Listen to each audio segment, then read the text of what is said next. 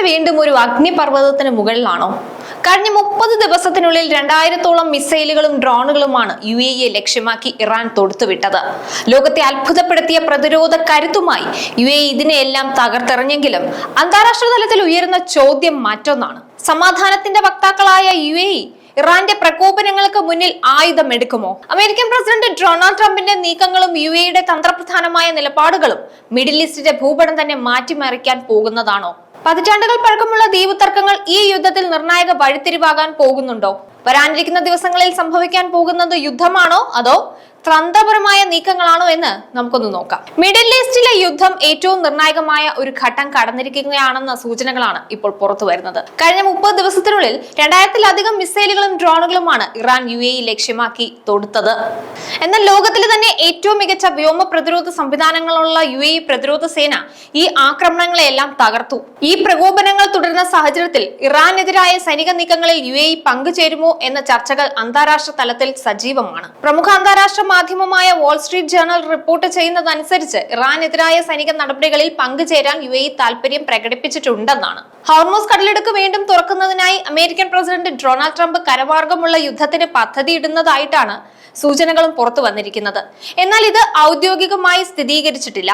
April 6 വരെ ഇറാന്റെ ഊർജ്ജ നിലയങ്ങൾ ആക്രമിക്കില്ലെന്ന് ട്രംപ് പറഞ്ഞിട്ടുണ്ടെങ്കിലും അതിന് പിന്നാലെ വലിയൊരു കരസേന ആക്രമണം അമേരിക്ക അണിയറയിൽ ഒരുക്കുന്നതായ സൂചനകളും പുറത്തു വരികയാണ്. കൂടാതെ ഈ ആക്രമണം UAEയിൽ നിന്നായിരിക്കുമോ ആരംഭിക്കുക എന്ന കാര്യത്തിൽ ഇറാൻ ഇന്റലിജൻസിന് ഭയമുണ്ട്.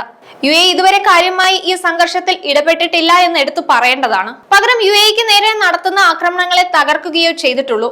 കൂടാതെ ഇനി UAE ഈ സംഘർഷത്തിൽ കൂട്ടുനിൽക്കുകയാണെങ്കിൽ ഈ നിലപാട് എടുക്കുന്നതിന് പിന്നിൽ പതിറ്റാണ്ടുകൾ പഴക്കമുള്ള ഒരു കാരണമുണ്ടെന്നാണ് വിദഗ്ധർ പറഞ്ഞു വെക്കുന്നത്.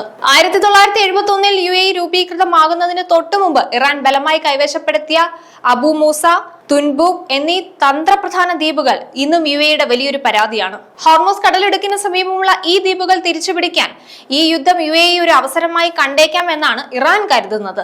വെറുമൊരു വെടിനിർത്തൽ കൊണ്ട് കാര്യമില്ലെന്നും ഈ പ്രശ്നത്തിനൊരു നിർണായക അന്ത്യം വേണമെന്നുമാണ് UAEയുടെ അമേരിക്കൻ അംബാസഡർ കഴിഞ്ഞ ദിവസം വ്യക്തമാക്കിയത്. അതിനാൽ UAEയുടെ പങ്കും ഇതിൽ ഉണ്ടാകുമോ എന്ന കാര്യത്തിൽ ഉറപ്പു പറയാൻ സാധിക്കില്ല. UAE ഇതുവരെ ഒന്നും പ്രതികരിച്ചിട്ടില്ല. മറിച്ച് നിലവിലെ അവസ്ഥയിൽ UAEയിലെ പ്രവാസികളുടെ സുരക്ഷയ്ക്കാണ് മുൻഗണന നൽകുന്നത്. എന്നാൽ ഇപ്പോൾ പലരും ചോദിക്കുന്ന ഒരു ചോദ്യമുണ്ട്, UAE ഇതിലേക്ക് കടക്കുമോ എന്ന്. അപ്പോഴും പല ആശങ്കകളും നിലനിൽക്കുന്നതാണ്. ഒരു 90% എടുത്ത് പരിശോധിച്ചാൽ UAE ഇത്തരത്തിലൊരു നീക്കത്തിൽ കൂട്ടു നിൽക്കില്ല എന്ന് തന്നെയാണ് സൂചനകൾ. അതേസമയം UAE ഇതുവരെ ഒരു യുദ്ധ പ്രഖ്യാപനവും നടത്തിയിട്ടില്ല. മറിച്ച് മേഖലയിൽ സമാധാനം നിലനിർത്തണമെന്നും ചർച്ചകളിലൂടെ പ്രശ്നങ്ങൾക്ക് പരിഹരിക്കണമെന്നുമാണ് UAEയുടെ ഔദ്യോഗിക നിലപാട്. UAE president Sheikh Mohamed bin Zayed Al Nahyan പലതവണ ഇക്കാര്യം വ്യക്തമാക്കുകയും ചെയ്തിട്ടുണ്ട്. യുദ്ധം ആരംഭിച്ചതിനു ശേഷം കഴിഞ്ഞ 4 ആഴ്ചയായി UAEക്ക് നേരെ നടക്കുന്ന ആക്രമണങ്ങളെ തകർക്കാൻ മാത്രമാണ് UAE സൈന്യം മുതിർന്നത്. അതായത് രാജ്യം ഒരു ഡിഫൻസീവ് മോഡിലാണ്. തങ്ങളുടെ വ്യോമപരിധി ലംഘിക്കുന്ന മിസൈലുകളെയും ഡ്രോണുകളെയും തടയുക എന്നതിനപ്പുറം ഇറാനെതിരെ തിരിച്ചടിക്കാൻ UAE ഇതുവരെ തുനിഞ്ഞിട്ടില്ല. UAEയുടെ ഔദ്യോഗിക നിലപാട് എപ്പോഴും സമാധാനത്തിന്റേതാണ്. സ്വദേശികളെയും പ്രവാസികളുടെയും സുരക്ഷയ്ക്കാണ് UAE എപ്പോഴും മുൻഗണന നൽകുന്നത്. ഒപ്പം തന്നെ അവരുടെ സാമ്പത്തിക താല്പര്യങ്ങൾക്കും. നമുക്കറിയാം, ഇതുവരെയുള്ള ദിവസങ്ങൾ എടുത്ത് പരിശോധിച്ചാൽ UAE സമാധാനത്തിന്റെ പാത തന്നെയാണ് സ്വീകരിച്ചിട്ടുള്ളത്. ഇറാൻ തൊടുത്തുവിട്ട മിസൈലുകളും ഡ്രോണിൽ നിന്നുമെല്ലാം UAEക്ക് നിരവധി നാശനഷ്ടങ്ങൾ ഉണ്ടായി. ആളുകൾക്ക് പരിക്കേറ്റു, ചിലർ മരണപ്പെട്ടു. എങ്കിൽ പോലും ഇതുവരെ ഇറാനെതിരെ ഒരു ആക്രമണത്തിന് ഭരണകൂടം മുതിർന്നില്ല. പലതവണ UAE അത് വ്യക്തമാക്കുകയും ചെയ്തിരുന്നു. ഇറാന്റെ ജനതയുടെ സുരക്ഷയാണ് തങ്ങൾക്ക് പരമപ്രധാനം. അതുകൊണ്ട് തങ്ങൾ ഇത്തരത്തിലൊരു ആക്രമണത്തിലേക്ക് കടക്കുന്നില്ല. എല്ലാം സമാധാനത്തിലൂടെയാണ് പരിഹരിക്കേണ്ടതെന്ന്. നയതന്ത്ര ചർച്ചകളിലാണ് UAE എന്നും വിശ്വസിക്കുന്നത്.